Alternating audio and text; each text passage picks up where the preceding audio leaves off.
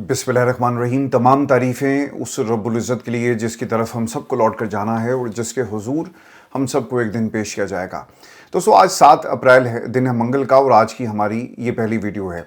3 खबरों पर तफसील से हम बात करेंगे। पहली खबर, इमरान खान के आज अल कादिर ट्रस्ट केस की इस्लामाबाद हाई कोर्ट में समाअत हो रही है। इमरान खान को क्या इंसाफ मिल पाएगा और पाकिस्तान की हुकूमत टेक्निकली इमरान खान को किस तरह से नॉकआउट करना चाहती है, जिसमें पाकिस्तान की तमाम अदालतें और इन अदालतों के चीफ जस्टिस किस तरह से शोहरतकारी कर रही हैं इस हुकूमत की, इसकी तफसील मैं आपके सामने रखूंगा। और वो लोग जो पाकिस्तान तहरीक इंसाफ में प्रॉक्सी का काम कर रहे थे, इमरान खान की तहरीक को मुसलसल नुकसान पहुंचा रहे थे, उनका हल निकाला है सोहेल अफरीदी ने। और एक इंतहाई अहम ऐलान, अगर 9 तारीख के जलसे की इजाज़त ना दी गई तो फिर सोहेल अफरीदी क्या कुछ कर सकते हैं, इसका एक मुकम्मल हाल अहवाल मैं आपके सामने रखूंगा। और फजल रहमान साहब को हलवा याद आ गया जी, और वो भी मैदान में आ गए और हुकूमत के खिलाफ एक तहरीक चलाने की बात कर रहे हैं। ये तहरीक कैसी होगी और क्या लेकर फजल रहमान साहब खामोश होंगे। और जो लास्ट मुलाकात आसिफ अली जरदारी के बेटे बिलावल जरदारी से हुई है, उसमें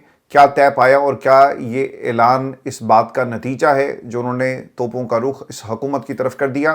दोस्तों, इसकी मुकम्मल तफसील भी आपके सामने रखेंगे।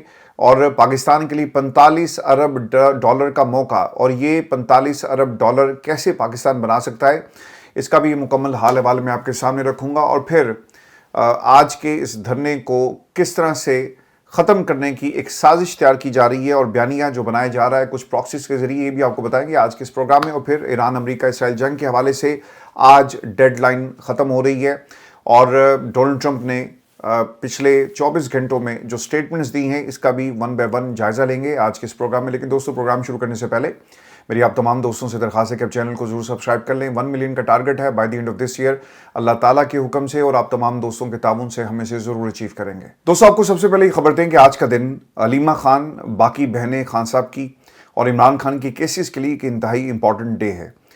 कल अल कादिर ट्रस्ट केस की समाअत थी, लेकिन इसको मुकर्रर नहीं किया गया और मुलतवी कर दिया गया। और जब अलीमा खान ने धरना दिया चीफ जस्टिस के कमरे के बाहर, तो फिर तारीख देनी पड़ी इन तमाम लोगों को। लेकिन सवाल ये पैदा होता है कि क्या इमरान खान को आज की समाअत में कोई रिलीफ दिया जाएगा, इमरान खान के केसेस का फैसला किया जाएगा, या फिर टेक्निकली नॉकआउट किया जाएगा। देखें, कल लिस्ट तो जारी हो गई है, लेकिन पाकिस्तान में ताकतवरों ने और इस हुकूमत ने मिलकर, और इस हुकूमत के जो सहूलतकार जजेस हैं, उन्होंने ये फैसला किया है कि इमरान खान को हमने टेक्निकली नॉकआउट करना है।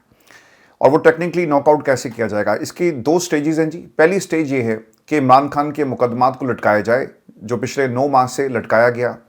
दूसरी स्टेज ये है कि जब ये मुकदमात लटका दिए जाएंगे तो इस दौरान हम पाकिस्तान में ये जो अदलिया का महाज है, इसे कंट्रोल कर लेंगे। जस्टिस आमिर फारूक साहब फैसले रख कर बैठ जाते थे, और ये फैसले कभी भी अनाउंस नहीं किए जाते और इंतज़ार किया जाता जब उनकी अफादियत ख़त्म हो जाए तो फिर इन फैसलों को पाकिस्तान तहरीक इंसाफ और इमरान खान के हवाले कर दिया जाता। इन पिछले 9 माह में अदालती महाज को मुकम्मल तौर पे कंट्रोल किया गया, अदालत के अंदर तकसीम हुई, और जिस तरह इस महाज के अंदर अपने लोगों को इन्होंने डिप्यूट किया, उसके साथ ही इमरान खान के केसेस लगना शुरू हो गए। लेकिन इन केसेस में जो दूसरी स्टेज है वो है कि अपीलों को मुकर्रर करने के बाद मेरिट पर फैसले नहीं होंगे, बल्कि टेक्निकली इन फैसलों को डील किया जाएगा। दस्तखत करवाने की इजाज़त नहीं है, वकालतनामे के ऊपर दस्तखत नहीं होते। इमरान खान की वकला से मुलाकात इसलिए नहीं करवाई जाती, वकील मिलेंगे जाकर, केसेस की तैयारी ना हो सके और रहनुमाई ना ली जा सके किसी भी केस के अंदर, और उसके लिए भी आपको अलग से दरख्वास्त देनी पड़ेगी। यानी मुकम्मल तौर पर इमरान खान के इस केसेस को कंट्रोल किया जा रहा है और टेक्निकली ग्राउंड्स के ऊपर कंट्रोल किया जा रहा है। दोस्तों, जो आखिरी स्टेज है इस पूरे प्रोसेस में, वो है इमरान खान की अपील का हक। और उससे पहले ज़रूरी ये था कि अगर इन्होंने फैसले अपनी मर्जी के लेने हैं तो अमीनुद्दीन से ही ले सकते हैं ना, और अमीनुद्दीन बाकायदा से सहूलतकारी करेंगे। और उन्होंने क्या किया कि जिस तरह से नवाजा गया है इन जजेस को, और बड़ी बड़ी गाड़ियाँ, बड़े बड़े महल, घर, प्रोटोकॉल, पेट्रोल, मरात, और न जाने किस तरह से आपने लोगों ने इनको नवाज दिया, सब कुछ इनको दिया। जो रिटायरमेंट के करीब था उसको भी ओहदा दे दिया गया, और फैसला भी वहीं से अब अपनी मर्जी का लिया जाएगा।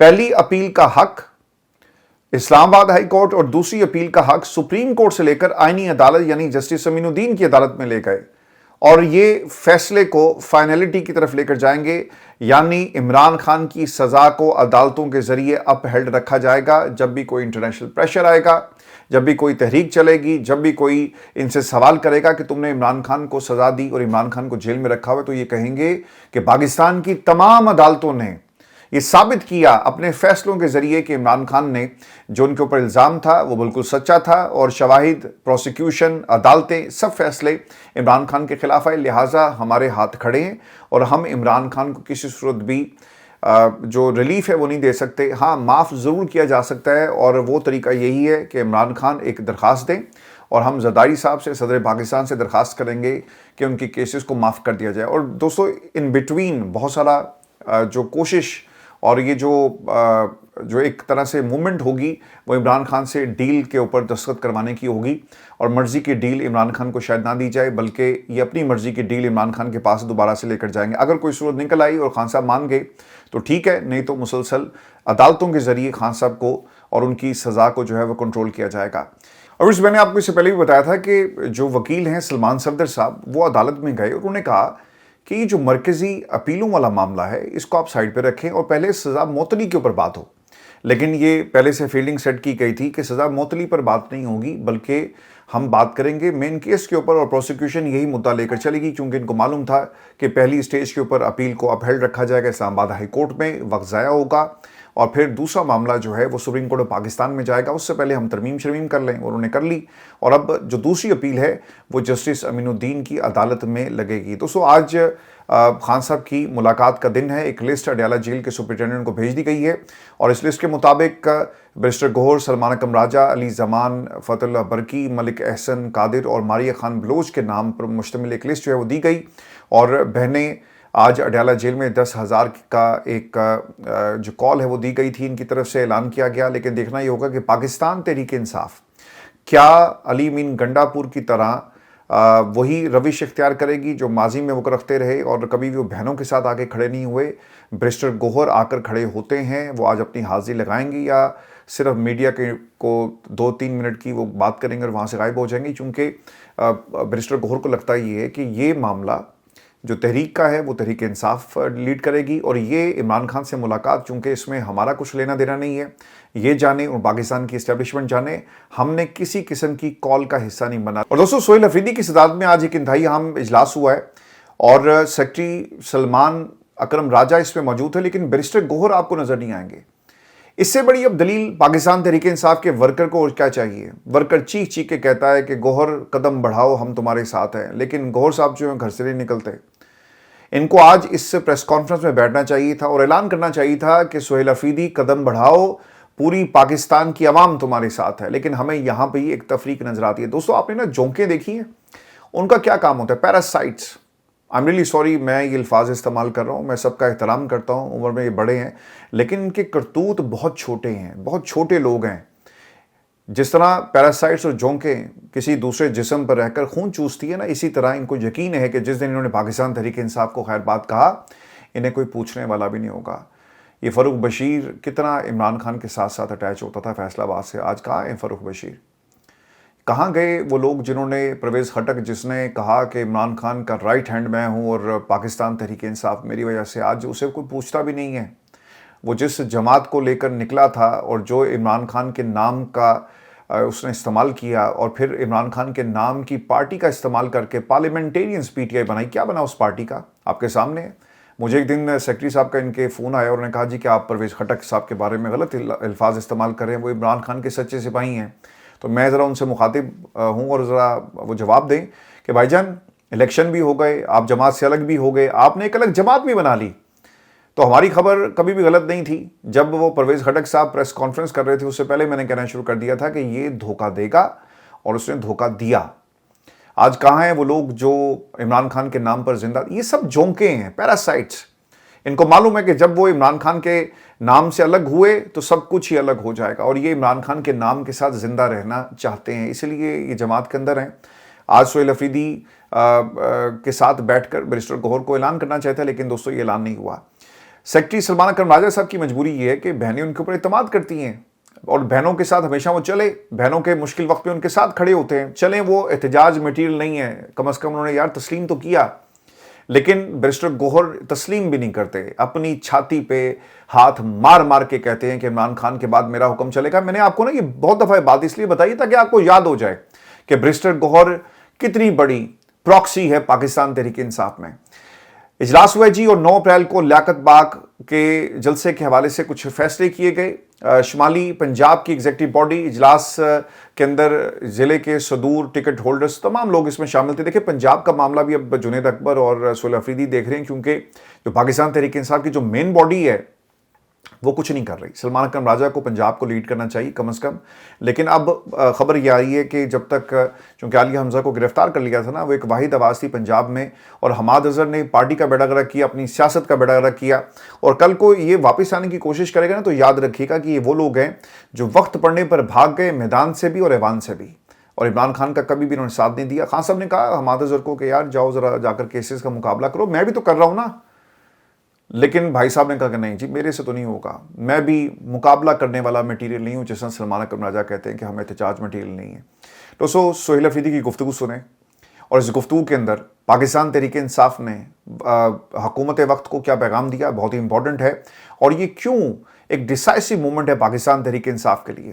اور دوستوں سہیل افریدی صاحب نے جو اعلانات کیے, پہلے اس کو ملاحظہ کریں, اور پھر سہیل افریدی کی جو سیاست ہے اور جو آنے والے دنوں میں یہ ان ایکشن ہمیں نظر آئیں گے, اس کا پاکستان تحریک انصاف کو آج کے دن کتنی اس پورے ایکشن کی ضرورت ہے. سہیل افریدی کہتے ہیں کہ سڑکوں پر آنے کا وقت ہے, تمہارے ڈرون حملوں اور جیٹ بمباروں کی بمباری میں شہید ہونے سے بہتر ہے کہ پاکستان میں آئین اور قانون کی سربلندی کے لیے غریب جو ہے وہ شہید ہو جائے.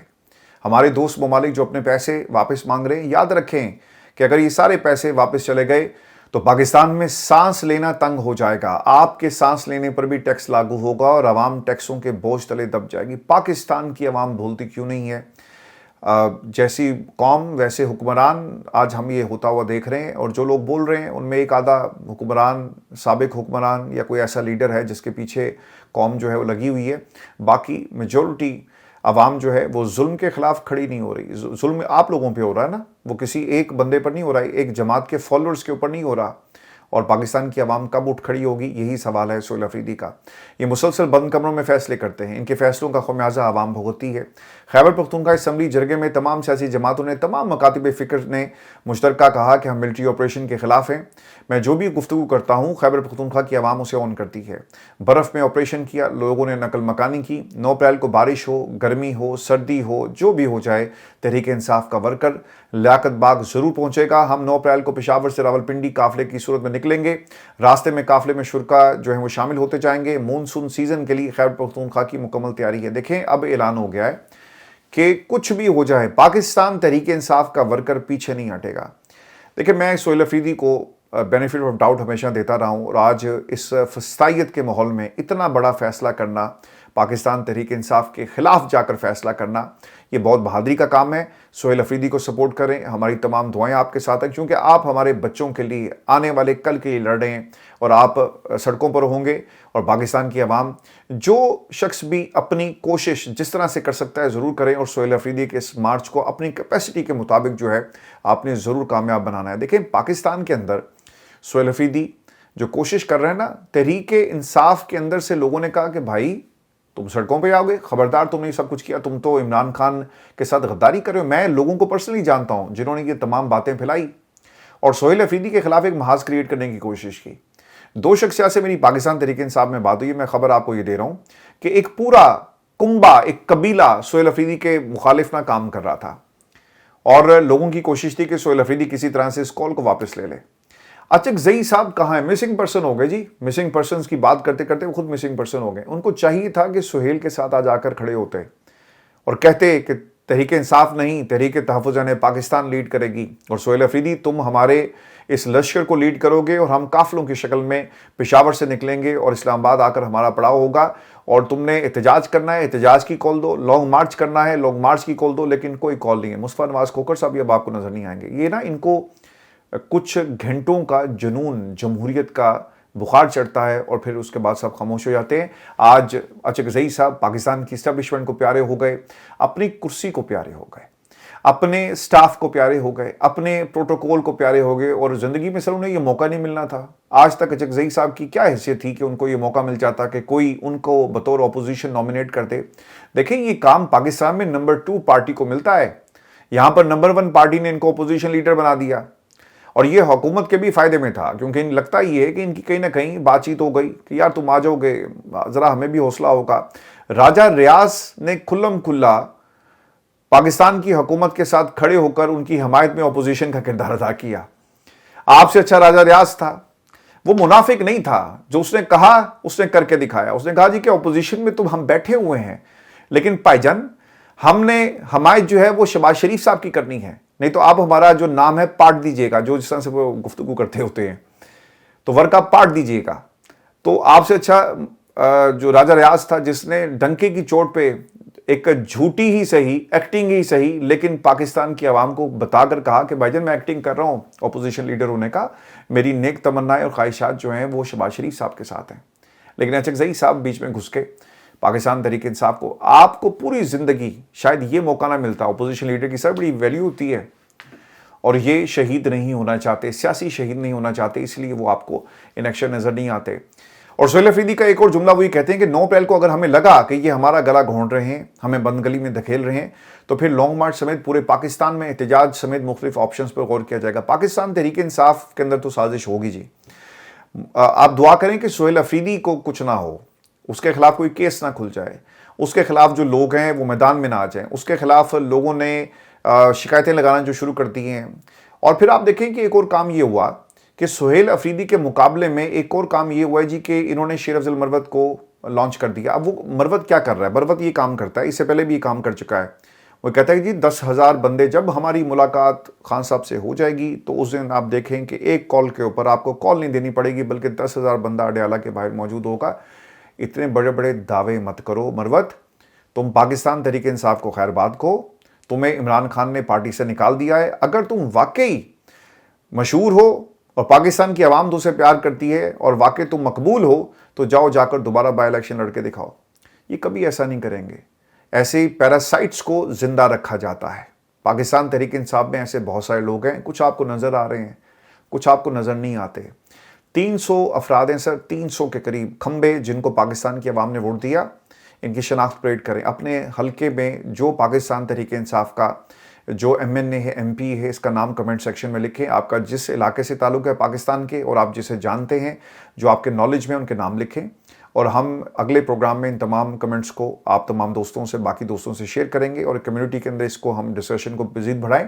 ان کو غیرت دلانی ہے, ان کو شرمندہ کرنا ہے کہ اگر تم عمران خان کے بیانی کا بوجھ نہیں اٹھا سکتے, گھر بیٹھو یار, سیٹ جو ہے خالی کر دو, اور کہو کہ ہم سے بہت بڑی غلطی ہوگی, ہم احتجاج میٹیریل نہیں تھے. یار سلمان اکرم راجہ کی یہ بات تو آپ کو ماننی پڑے گی. وہ ضرور کہتا ہے کہ ہم احتجاج میٹیریل نہیں ہے, وہ دعویٰ نہیں کرتا, وہ یہ نہیں کہتا کہ میں اتنے بندے نکالوں گا شیر افضل مروت کی طرح.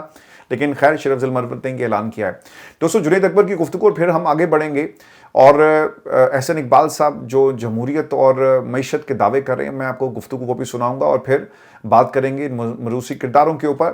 اور ایران کے حوالے سے بڑی امپورٹنٹ ڈیولپمنٹس ہوئی ہیں, یہ بھی بہت ضروری ہے آپ تک پہنچانا. لیکن پاکستان کے حالات کا پوسٹ مارٹم کرنا اور حالات آپ تک رکھنا, آپ کے سامنے رکھنا بہت ضروری ہے, کیونکہ اس پر کوئی بات ہی نہیں کر رہا. جنگ کی بات ہو رہی ہے, قصیدے پڑھے جا رہے ہیں, رپورٹنگ نہیں ہو رہی پاکستان میں. صحافت کا جنازہ اٹھ چکا ہے, بلکہ روز اٹھتا ہے, روز اسے مارتے ہیں, روز اذا کرتے ہیں. تو یہ خبریں آپ تک پہنچانا بہت ہی ضروری ہے, اور خاص طور پہ خان صاحب سے ریلیٹڈ خبریں اور یہ منظرنامہ آپ کے سامنے رکھنا بہت ضروری ہے. اور دوستو جنید اکبر یہ کہتے ہیں کہ صوبائی صدر جنید اکبر نے 9 اپریل جلسے میں آئندہ کا لائحہ عمل دینے کا اعلان کیا ہے. ہم نے ریاست سے مفاہمت کی بڑی کوشش کی, لیکن ہمیں کچھ نہیں ملا, ہمیں سیاسی سپیس تک نہیں دی جا رہی. سہیل افریدی نے پنجاب کے مختلف ریجنز کے صدور سے آج رابطے کیے. پنجاب کی پارلیمانی پارٹی سے آج ملاقات ہوگی, اور 9 اپریل کو 4 سال مکمل ہوں گے, اور جلسہ پرامن اور اسی مناسبت سے ہوگا. ہمیں روکا گیا تو قافلے جہاں بھی ہوں گے وہیں جلسے شروع کر دیے جائیں گے. پاکستان کی سب سے بڑی سیاسی جماعت کو سیاسی سرگرمی کرنے کی اجازت نہیں. ہونا یہ کہ ان کو اٹک پول کے بعد شاید روک لیا جائے, اور یہ کنفرنٹیشن نہیں کریں گے, اور وہیں پہ شاید یہ جلسہ جو ہے وہ کیا جائے گا, اور پھر اس کے اندر اعلانات بھی کیے جائیں گے. کیونکہ دیکھیں یہ پالیسی یا یہ جو احتجاج کی پالیسی جو اس وقت تحریک انصاف اڈاپٹ کر رہی ہے, ان کو معلوم ہے کہ یہ اسلام آباد میں انٹر نہیں ہو سکتے, اور نہ ہی یہ تیاری سے آئیں گے کہ یہ کنفرنٹیشن کریں. ان کو روکا جائے گا اٹک پل کے اوپر یا کہیں پر بھی, یہ وہیں پہ دھرنا یا جلسہ جو ہے اس کا اعلان جو ہے کر دیا جائے گا. دوستو پاکستان کی جو معیشت ہے نا, ان لوگوں سے کنٹرول نہیں ہو رہی. اور اس کے کچھ ثبوت میں آپ کے سامنے رکھ دیتا ہوں. اور یہ جو احسن اقبال صاحب ہیں، پاکستان کی حکومت نے ابھی ایک کوشش یہ کی ہے، میں نے اس سے پہلے بھی بات کی اپنے مختلف پروگرامز میں. اب یہ کریں گے کیا؟ دیکھیں یہ جو جنگ ہے نا، ان کے لیے ایک بہت بڑی اب نعمت بن کے آئی. اب حیران ہوں گے کہ میں یہ الفاظ کیوں استعمال کر رہا ہوں کہ یار جنگ بھی کوئی نعمت ہو سکتی ہے. انہوں نے اپنے لیے ایک تو امریکہ کی قربت حاصل کر لی، جس طرح سے فون ہو رہے ہیں اور نیگوشیشنز اور اسلام آباد ایکارڈ. دوسری چیز اب یہ کریں گے، اور یہ پاکستان کے لیے یہ ایک طرح سے بہت بڑا نقصان ہماری جمہوریت کو ایک اور ہونے جا رہا ہے، اور پاکستان کی جمہوریت کے اوپر یہ سرجیکل سٹرائک ہونے جا رہی ہے. اب یہ کریں گے کیا؟ یہ کہیں گے کہ دیکھیں جی دنیا میں جنگ لگی ہوئی ہے، پاکستان متحمل نہیں ہو سکتا ایک اور الیکشن کا. یہ دیکھ لیجئے گا کچھ دنوں میں آپ کو یہ خبریں سننے کو ملیں گی، اور یہ بیانیاں بنانا شروع کر دیں گے، اور یہ کہیں گے کہ ہم اس پارلیمان کو 2 سال کی ایکسٹینشن دے رہے ہیں، اور ہم فیصلہ کر رہے ہیں اپنی پارٹیز جو اس وقت تمام سیاسی جماعتیں ہیں، ہم بیٹھ کے فیصلہ کر رہے ہیں کہ کس کو کیا ملے گا. اور یہ پتہ ایک اور کام کریں گے، ایک تو آئینی شیلٹر دے دیا جائے گا، شخصیات کو ایکسٹینشن دے دی جائے گی. اب یہ نظام کو بھی ایکسٹینشن دیں گے، اور آئینی شیلٹر مل جائے گا، آئینی کور مل جائے گا، اور یہ پارلیمان کو ایکسٹینشن دے کر مزید آگے اپنی جو کرسیاں ہیں ان کو پکا کر لیں گے. اور یہ ساتھ ساتھ کام یہ کریں گے کہ پاکستان تحریک انصاف کو بھی کہیں گے کہ یار آؤ قومی حکومت بناتے ہیں، ہمارے ساتھ مل کر بیٹھو اور بھول جاؤ عمران خان کو. کچھ لوگ جو اس میں سے بغاوت کر جائیں گے اور وہ حکومت کا حصہ بن جائیں گے. اور یہ ان کا گریٹر پلان ہے جس کے اوپر یہ کام کر رہے ہیں.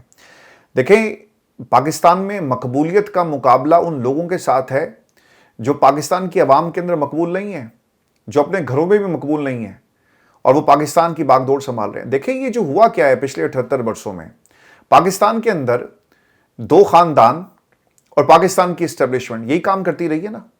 انہوں نے ہر دفعہ پاکستان کی عوام کو دھوکہ دیا، مسلسل دھوکہ دیا، ہر دور میں دھوکہ دیا. کبھی ملک سنوارو قرض اتارو کے نام پہ، کبھی ہم پاکستان کو ایشین ٹائگر بنائیں گے، کبھی کک بیکس لے کر پاکستان کے اندر انہوں نے غدر مچایا، اپنے پیسے کو باہر، سرے محل کی کہانیاں، کرپشن کی داستانیں، 50 کیسز، یہ سب اثاثہ ہیں زرداری خاندان کا. منتقل کریں نا یہ اثاثے، بتائیں بیٹا یہ بھی بیگیج ہے، اس کو بھی سنبھالنا ہے. صرف یہ نہیں کہنا کہ ابا جی کے کہیں جائیدادیں نہیں ہیں، کہیں ان کی اکاؤنٹس دنیا میں نہیں، سب کچھ پاکستان میں. یہ بھی آپ کی مروثیت کا یہ جو ٹرانزیشن ہے اس کے ساتھ آپ کو سارا بیگیج اور ساری جو بڑی محنت کے ساتھ آپ نے یہ بدنامی اپنے نام کی، یہ بھی آپ کے حصے میں آئے گی. انہوں نے اب کام یہ کیا کہ بھئی ہم پاکستان کی عوام کے راستے تو جیت نہیں سکتے. ہمارے بچوں کے جو خواب ہیں چھوٹے چھوٹے گود سے اترے، ان کو خواب دکھایا گیا کہ بیٹا ایک دن تم نے پاکستان کے اندر حکومت کرنی ہے، پرنس چارمنگ بنے گا وزیر اعظم. یہ اس کے ذہن میں خیال ڈال دیا گیا. اب پرنس چارمنگ کو آپ نے وزیر اعظم بنانا ہے تو عوام کے راستے سے ممکن نہیں ہوگا.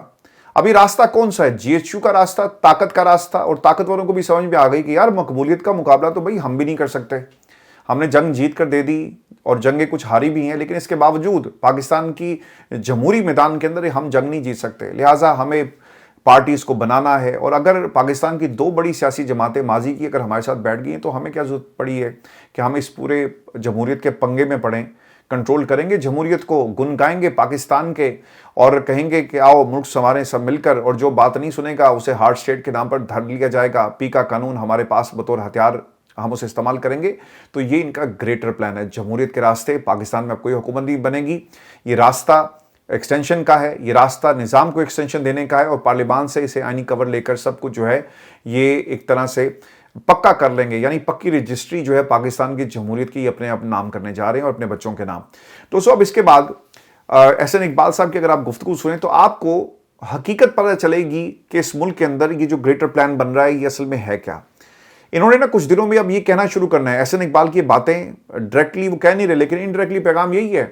جو لوگ اس معاملے پر سیاست کرتے ہیں کہ پاکستان میں قیمتوں میں اضافہ کیوں ہوا اور ہم IMF پروگرام میں کیوں ہیں، تو میں ان سے یہی کہوں گا کہ ذرا سوچئے کہ پاکستان کو اس نہج تک کس نے پہنچایا، ہم کیوں اس قدر معاشی طور پر کمزور ہو گئے، ہمیں IMF کے پاس جانا کیوں پڑا، حقیقت کیا ہے. پھر انہوں نے کچھ اپنی تعریفیں کی ہیں. حقیقت یہ ہے، اتنا پیسہ اوپر گیا، انٹرنیشنل مارکیٹ میں تیل کی قیمتیں یہ ہیں، جنگ چھڑ گئی، ہم لٹ گئے، ہمارے جو قرضے تھے وہ بڑھ گئے. اس قسم کی آپ کو کہانیاں سنانے. بھائی آپ ذمہ دار ہیں. آپ نے ذرا گریبان میں میرے بھائی جھانک لیں اور دیکھیں کہ آپ کی پارٹی کا لیڈر 4تھی بار وزیر اعظم بننے کے خواب دیکھ رہا تھا. 3 ادوار کا حساب دو. زرداری خاندان بے نظیر نے حساب کیا اب دینا، ان کے بچوں نے اب حساب دینا ہے کہ آپ کے ماں باپ کا جو دور تھا وہ کیسا تھا. آپ کے ماں باپ نے کرپشن کی نئی نئی داستانیں غضب کہانیاں کرپشن کی لکھی، دنیا نے رپورٹ کیا ہے. یہ میں کوئی آپ کو کہانی یا افسانہ آپ کے سامنے نہیں رکھ رہا، یہ وہ کہانی ہے جو دنیا نے اخبارات نے رپورٹ کی. تو یہ آپ کی میراث ہے، آپ ذمہ دار ہیں. 2 خاندان ذمہ دار ہیں پاکستان کے اندر، زرداری خاندان، بھٹو خاندان. بھٹو یہ والے بھٹو، زرداری بھٹو جو جعلی بھٹو بنے ہوئے ہیں، یہ ذمہ دار ہیں، اور ہاؤس آف شریف ذمہ دار ہیں. اور تیسرا طبقہ وہ جس کی کوئی سیاسی جماعت نہیں ہے، لیکن وہ ساری سیاسی جماعتوں میں آپ کو نظر آئیں گے. آپ لوگوں نے پاکستان کا بیڑا غرق کیا. اب جو وہ کہہ رہے ہیں نا کہ حقیقت کیا ہے، اور جس طرف آپ جانا چاہ رہے تھے کہ اس نہج تک ہم کیسے پہنچے، وہ کہنا یہ چاہ رہے تھے کہ بھائی جان عمران خان از ریسپانسبل. عمران خان اگر پاکستان کی عوام، اگر یہ رسپانسبلٹی عمران خان کی ہوتی نا تو پاکستان کی عوام اسے فیل کر دیتی. لیکن پاکستان کی عوام نے 2024 کے الیکشن میں اسے پاس کر دیا. نتیجہ آیا عمران خان کے حق میں جیل میں ہے، مقدمات ہیں، 300 سے زائد مقدمات ہیں. عدت جیسے مکروہ کیسز بھی بنائے گئے، جھوٹے کیسز بھی بنائے گئے عمران خان کے اوپر، پیسہ چوری کے بھی بنائے گئے، توشہ خانہ کے الزامات بھی لگائے. تم تو سارا ملک بیچ کر کھا گئے، جس طرح تمہارے ابا حضور نے یہ پاکستان عوام کے لیے نہیں تمہیں تحفہ دیا تھا. تم عمران خان کے توشہ خانہ کے تحائف کے اوپر جو ہے وہ بات کرتے ہو. پاکستان میں یہ 2 خاندانوں نے جتنا اس ملک کو لوٹا ہے، سر کسی نے نہیں لوٹا. آج جو ہمارے حالات ہیں نا، اور آپ نے عمران خان کو تحائف کے اندر جو ہے وہ الجھا دیا. اصل لیڈر جیل میں ہے، اور جو اس وقت لیڈر ہونے کی ایکٹنگ کر رہے ہیں وہ دندناتے پھر رہے ہیں، کیونکہ ان کے تانے بانے جو ہیں وہ پاکستان کی اسٹیبلشمنٹ سے ملتے ہیں، اور پاکستان کی اسٹیبلشمنٹ جو ان کو کنٹرول کر رہی ہے. اور ویسے اس کنفرنٹیشن کے ماحول میں اور اس نظام کو جس طرح ایکسٹینشن لینے کی بات کی جا رہی ہے، اور جو گراؤنڈ تیار کی جا رہی ہے، اس میں فضل الرحمان صاحب کا بھی ایک ہاتھ ہوگا. فضل الرحمان صاحب سے کچھ دن پہلے ملاقات ہوئی جی بلاول زرداری کی، اور وہ اس حکومت سے خوش نہیں ہیں، اور وہ حکومت اور بلوچستان کے معاملے پہ بالکل خوش نہیں ہیں، اور وہ کہتے ہیں کہ اب ہماری باری ہے تو ہمیں دی جائے. اور وہ کہتے ہیں کہ ٹھیک ہے، اگر یہاں پہ باری ملنی ہے تو ٹھیک ہے، پھر مرکز میں ہماری باری ہے، ہمیں دی جائے، بناؤ بلاول کو وزیر اعظم. فضل الرحمان صاحب کہتے ہیں جی کہ کیا زبردست قسم کے دماغ ہمیں اللہ نے عطا کی ہے. ہم نے اپنے ہی دونوں سرحدوں کو بند کر دیا، اور اب کہا جا رہا ہے کہ تیل کم خرچ کرو، اس لیے آپ نے ہرمز بند ہو گئی اور تیل کی ترسیلات رک گئی. پاکستان اس بات کا دعوے دار ہے کہ پاکستانی جھنڈے کے نیچے 10 جہاز آپ نے ہرمز کو عبور کر چکے. وہ کہاں گئے؟ اگر وہ پاکستان آئے تو پھر پاکستان میں تیل کی قیمتوں میں اضافہ کیوں؟ بھائی دے دیے ہوں گے لیفٹ رائٹ کسی کو، اور پتہ بھی نہیں چلا. اب کن ممالک کے پاس یہ گئے؟ اور جو ڈونلڈ ٹرمپ کہہ رہا تھا نا کہ مجھے بڑا بہترین تحفہ ملا ہے، وہ تحفہ کس کو دیا گیا؟ اہم سوال ہے نا یہ. پاکستان سے کسی دوسرے ممالک کی طرف گئے تو بتایا جائے، کیا وہ کراچی میں اترے؟ کیا وہ تیل اتارا گیا؟ کیا تیل دوسرے جہازوں میں منتقل کیا گیا؟ کیا ان جہازوں کو کراچی پورٹ پر سہولت دی گئی، وہاں سے دوسرے ممالک کو بھیجا گیا؟ اس سارے عمل سے جو آمدن ہوئی وہ کیا ہے؟ یہ قوم کو کیوں نہیں بتایا جا رہا؟ مجھے ایسا لگتا ہے کہ انہوں نے جہاز لے کر کسی دوسرے ملک کو بیچ دیے ہیں، اور یہ جو پیسہ آ رہا ہے نا، یا کچھ گارنٹیز دی گئی ہیں، کیونکہ یو نے تو سر اپنا پیسہ مانگ لیا. خبر یہ لگی ہے کہ پاکستان نے وہ پیسہ جو ہے کسی دوسرے دوست ملک سے لے لیا. اب وہ کون سا دوست ملک ہے؟ بہت ہی اہم سوال ہے. اور کیا یہ بارگین اس طرح سے کی گئی؟ ٹھیک ہے، کاروبار آپ نے کیا، لیکن اس کا بوجھ پاکستان کی عوام پر کیوں پڑ رہا ہے؟ آپ کی اپنی ضروریات کیا تھی؟ انٹرنیشنل مارکیٹ پہ تیل کی قیمتیں بڑھی ہیں، ضرور بڑھی ہیں، لیکن یہ جو ٹیکسز آپ لگا دیتے ہیں وہ آخرکار کہاں جاتے ہیں؟ کس کی جیب میں جاتے ہیں؟ اہم سوال یہ ہے. پی ٹی آئی والے جلسے کرنا چاہتے ہیں تو ان کی اجازت دینی چاہیے. جلسہ کرنا پی ٹی آئی کا آئینی حق ہے. پاکستان میں جو بھی حکومت آتی ہے پہلے والی حکومت کو بخش دیتی ہے. 28ویں ترمیم کی خبریں میڈیا میں چل رہی ہیں. اس حوالے سے تمام اپوزیشن کو ایک ساتھ بیٹھنا. پاجن کیڑی اپوزیشن؟ جب بیٹھنے کا موقع آتا ہے آپ کو اس وقت حلوہ یاد آ جاتا ہے، تو آپ حلوہ کھائیں. اور اس دفعہ شاید سننے میں آ رہا ہے کہ آپ کو سونے کے ورقوں والا جو ہے وہ حلوہ کھلایا جائے گا. دوستو ویڈیو ہماری لمبی ہو گئی ہے، I am really sorry. Pakistan کی بات آتی ہے، خان صاحب کی بات آتی ہے نا، آٹومیٹکلی میں جذباتی، ہم سب ہو جاتے ہیں، میں اکیلا نہیں ہوتا، کیونکہ میں نے اپنے ملک کو لٹتے ہوئے دیکھا ہے اور میں دیکھ رہا ہوں. سہیل افریدی کے لیے دعا کریں. یہ انفارچونیٹلی نا میں دوبارہ ویڈیو ریکارڈ کر رہا ہوں کیونکہ ساؤنڈ کا مسئلہ ہو گیا تھا. میں نے اپنی پچھلی ویڈیو کے اندر ایک جملہ کہا تھا، اور وہ جملہ یہ تھا کہ سہیل افریدی کے لیے دعا کریں. وہ ہمارے بچوں کے لیے لڑ رہا ہے، وہ پاکستان کے بچوں کے لیے لڑ رہا ہے، وہ آنے والے مستقبل کے لیے لڑ رہا ہے. یہاں پہ برطانیہ کے جو بچے ہیں نا، نوجوان جتنی بھی نسل ہے، تیل کی قیمتیں بڑھی، دنیا میں مہنگائی بڑھی ہے، یہاں بھی بڑھی ہے. انہوں نے اعلان کر دیا، انہوں نے کہا کہ ہم جو منیمم ویج ہے، 1 گھنٹے کے پیسے دیے جاتے ہیں، 12 سم تھنگ پاؤنڈ ہیں ایک پر گھنٹہ، یہاں پہ اس طرح سے آپ کو جو تنخواہ دی جاتی ہے. انہوں نے اعلان کیا کہ ہم منیمم ویج کو بڑھا رہے ہیں. سر ویلفیئر اسٹیٹ ایسی ہی ہوتی ہے. عمر لاز آپ کو یہاں پہ اس کے برطانیہ کے قوانین میں ملیں گے. ہمارے تھے نا، ہم اس کے وارث تھے. لیکن جو غیر مسلم ہیں انہوں نے ان تمام قوانین کو اپنا لیا. ریاست ہوگی ماں کے جیسی. ہم نے سر ریاست کو ماں کی جیسے بنتے ہوئے یہاں پہ دیکھا ہے. آپ گھر بیٹھ جائیں، ریاست آپ کو آ کے ریسکیو کرتی، آپ کے حالات کو ریسکیو کرتی، آپ کو تنہا نہیں چھوڑتی. ہم نے تو اعتزاز احسن کی نظموں میں سنا تھا ریاست ہوگی ماں کے جیسی، لیکن ہم نے کبھی ریاست کو ماں بنتے ہوئے پاکستان میں دیکھا نہیں ہے. سہیل افریدی کے لیے خاص دعا کریں، اللہ تعالیٰ اسے کامیاب کرے، اور اس مشکل ماحول کے اندر جس طرح سے وہ میدان میں آ گیا یقیناً اس کی تعریف بنتی ہے. اور وہ صرف اپوزیشن سے، اپنی اپوزیشن سے نہیں لڑ رہا، حکومت سے نہیں لڑ رہا، وہ اپنے مخالفین سے جو تحریک انصاف کے اندر ہیں، بیرسٹر گوہر جیسے لوگ، ان جیسے لوگوں سے بھی لڑ رہا ہے. اپنا خیال رکھیے گا سر، اجازت دیں، اللہ نے کے بعد.